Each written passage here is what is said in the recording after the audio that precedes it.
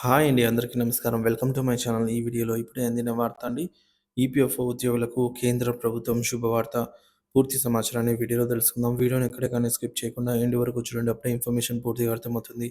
Video చూస్తున్న ప్రతి ఒక్కరు వీడియోకైతే లైక్ చేయండి ఫ్రెండ్స్. ఈ వీడియోని తోటి ఉద్యోగ పెన్షన్ మిత్రులతో షేర్ చేయండి. కొత్తగా మన ఛానల్ చూస్తున్నవారు సబ్స్క్రైబ్ చేసుకోకుంటే వెంటనే మన ఛానల్ అయితే సబ్స్క్రైబ్ చేసుకోండి. దీని ద్వారా నేను చేసే లేటెస్ట్ వీడియోస్ అన్నీ మీ వరకు రీచ్ అవుతాయి. ఆలస్యం చేయకుండా వివరాల్లోకి అయితే వెళ్ళిపోదాము. ఫ్రెండ్స్, ఇక విషయానికి వచ్చినట్లయితే ఈపీఎఫ్ఓ ఖాతాదారులకి శుభవార్త. 8.25% వడ్డీ రేటు కొనసాగే అవకాశం. దాని గురించిన పూర్తి వివరాలు ఇప్పుడు చూద్దాము.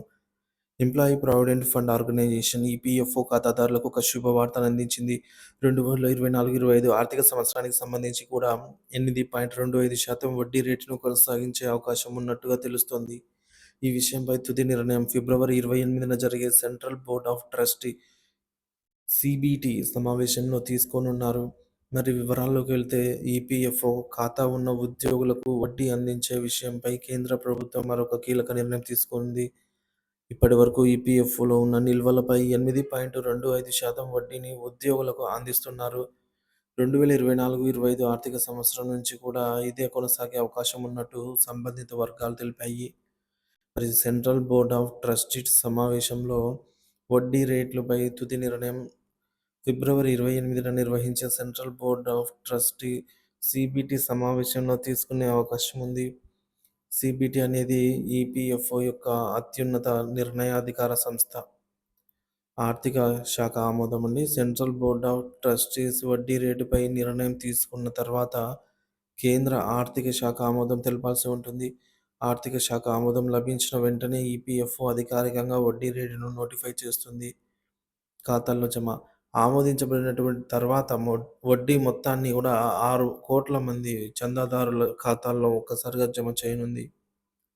గత సంవత్సరాల వడ్డీ రేట్లు ఈ విధంగా ఉన్నాయి చూడొచ్చు. గత ఆర్థిక సంవత్సరంలో కూడా ఈపీఎఫ్ఓ వడ్డీ రేట్లు 8.25%గానే ఉండేవి. 2019-20 ఆర్థిక సంవత్సరంలో వడ్డీ రేటు 8.5 గరిష్టంగా 8.5 ఉండేది. 2021-22లో 8.1కి తగ్గించారు. మళ్ళీ ఇప్పుడు 2022-23లో 8.25కు పెంచారు. ఇక క్లెయిమ్ ప్రాసెసింగ్‌లో పురోగతి. ఈపీఎఫ్ఓ క్లెయిమ్ ప్రాసెసింగ్‌లో కూడా పురోగతి చూపుతుంది. 2024-25 ఆర్థిక సంవత్సరంలో ఇప్పటివరకు 5 కోట్లకు పైగా క్లెయిమ్‌ను ప్రాసెస్ చేసింది. వీటి మొత్తం విలువ 25 లక్షల కోట్లకు చేరుకుంది. 2023-24లో మొత్తం 18.2 లక్షల కోట్ల విలువైన 4.4 కోట్ల క్లెయిమ్‌లను పరిష్కరించామని కేంద్రం పార్లమెంటుకు తెలిపింది. ఉద్యోగుల విశ్లేషణ. ఉద్యోగులకు న్యాయం చేసేందుకు ఈపీఎఫ్ఓ మరింత మెరుగైన సేవలను అందించేందుకు ప్రయత్నిస్తోంది. ఈపీఎఫ్ఓ ఖాతాదారులకు సరైన సమయంలో వడ్డీ అందించే విధంగా చర్యలు కూడా తీసుకోవాలని ఉద్యోగులు, విశ్లేషకులు అభిప్రాయపడుతున్నారు. ఇక ముఖ్యమైన విషయాలు.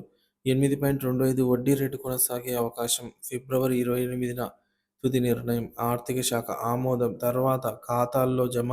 క్లెయిమ్ ప్రాసెసింగ్‌లో పురోగతి.